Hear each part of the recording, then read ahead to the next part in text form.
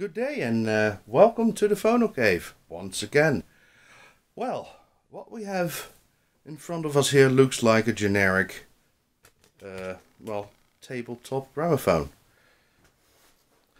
If you open it up, you see the generic louvres inside that spread the sound. We have the generic doors that alter the volume of the machine. And you would say, okay, that's just very everyday and not very interesting. Except it is. And why? Well, let's open it up.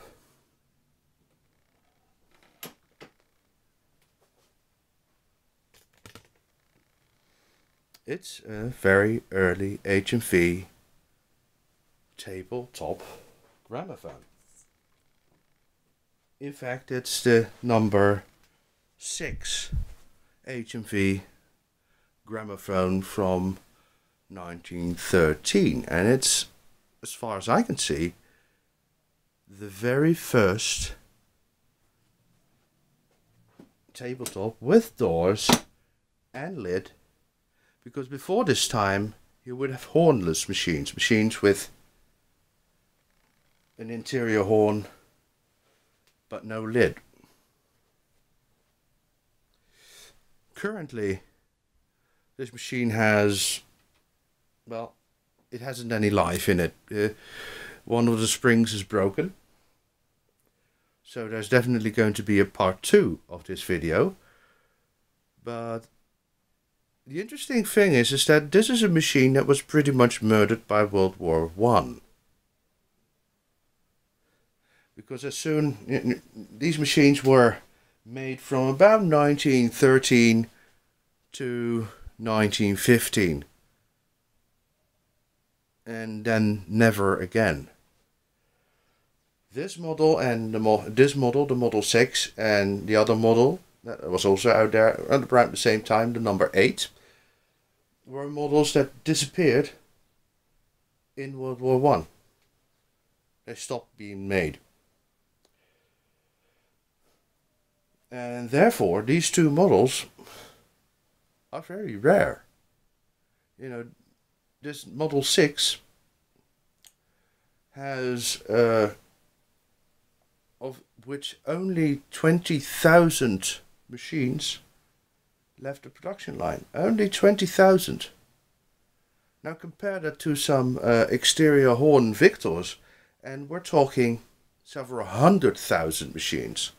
And sometimes even more than 1 million. But geez, just 20,000 machines.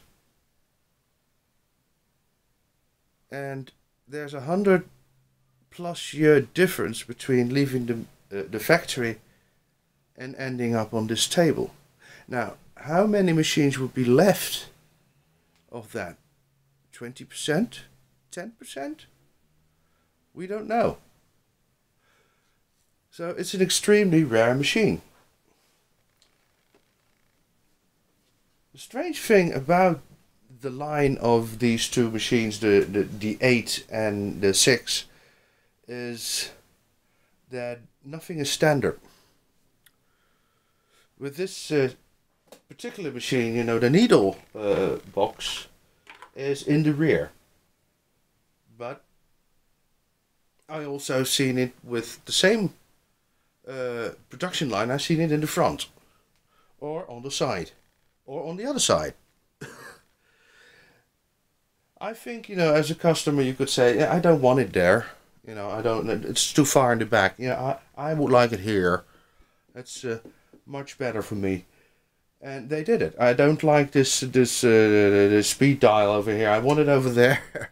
And you see all kinds of differences like that in the same model. And later you would see, a model would define what a machine would look like. We would have a model 101, and there would be a different bit of differences in its evolution, but there wouldn't be major differences in the same production line of machines. And that did happen with this particular time within HMV. Well, now we know a lot about the number 6 and number 8, because basically it's kind of the same machine. uh, yeah, there isn't very much differences between the 8 and the 6. Only thing is that the 8 has the crank more to the front of the machine on the side. Great thing is, of course, I already told you that I don't buy machines expensive. I buy them basically total loss. People don't know what they do. They don't know they run. And I don't ask. I just buy for a certain price that suits me. And then I see what I get. I could get a machine with the wrong motor inside. Or I could get an empty casco with just a sound box. And sometimes I just get an empty case. That also happened to me. In this case, got a great deal. A real great deal. No, a fantastic deal, actually. Because when I bought it, I didn't know what the machine was. It just looked like a generic tabletop to me, as it does to probably many of you.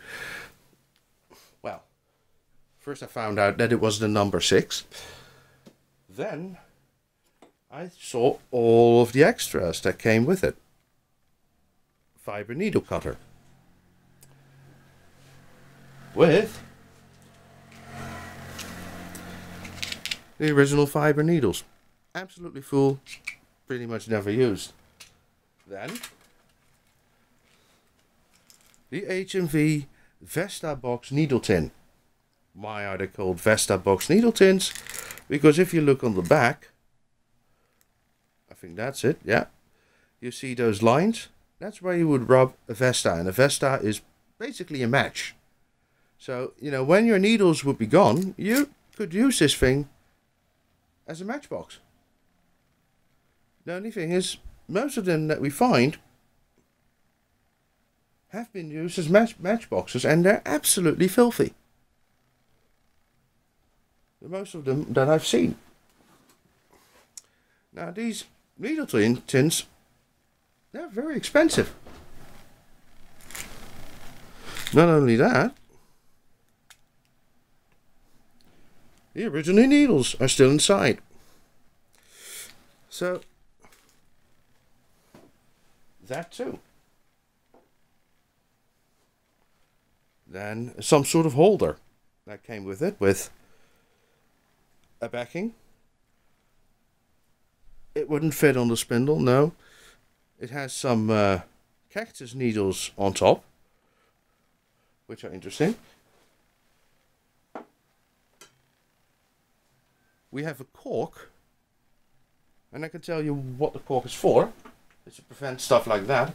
If you have a needle inside, then you simply put the needle into the cork over here, and you have your sound box protected. It's a home remedy or something, but it works. Oh, you have a stray cactus needle. Then we have this Norris needle tin.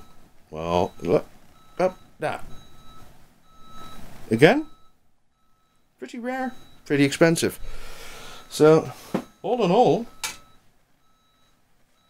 even if the gramophone would have been an empty casco with no motor, it would not have been a total loss.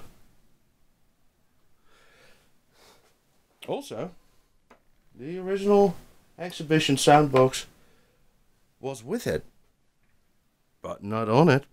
No. It was hidden inside. It was hidden away somewhere in a corner, feeling very lonely. But I found it and put it back in its place, and now it's very happy again. Well, the only thing I wonder is, what is this part? It's clearly a part. Should it be under the tone arm to start some sort of automatic brake? I don't know. Is it for a stand for your arm? I have no idea. It came with it, but it had no description to discern it. Well, this HMV Model 6, like I said, is a super rare gramophone. By the way, there's a little thing that I love, you know. This is the tray for needle tins, for needles that you need to throw away. Used needles, throw them in here, and it sits inside that wooden thing over there, and then you just lift it up and go to the trash bin and whoops, throw them away. Put that back. Well, this is going to be a part 1 of a multiple part video, because like I said, you know, I have a broken spring in there, which is easy to repair, and it